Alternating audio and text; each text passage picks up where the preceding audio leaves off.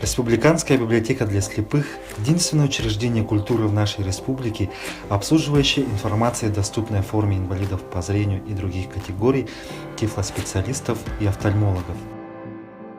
Основной целью работы нашей библиотеки на современном этапе является удовлетворение информационных, образовательных, культурных потребностей инвалидов по зрению, обеспечению доступа пользователей к информации всех уровней. Наряду с этим она исполняет и реабилитационную функцию. В этом и состоит значимость и социальная роль нашей библиотеки. Республиканская библиотека для слепых была открыта в 1967 году на базе фондов брайлевской литературы Якутской республиканской библиотеки имени Пушкина, ныне Национальной библиотеки Республики Саха-Якутия. В настоящее время количество читателей составляет более 2000 человек. За 2019 год выдано свыше 80 тысяч экземпляров книг, газет, журналов. Библиотеку посетили более 12 тысяч раз.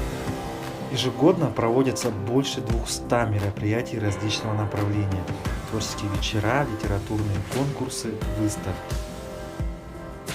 Фонд библиотеки составляет свыше 135 тысяч экземпляров единиц хранения. Из них 75% составляют документы специальных форматов. В Республиканской библиотеке для слепых на протяжении многих лет сложился дружный и сплоченный коллектив. На данный момент в библиотеке трудятся 18 человек под руководством Айталины Семеновны Никитиной.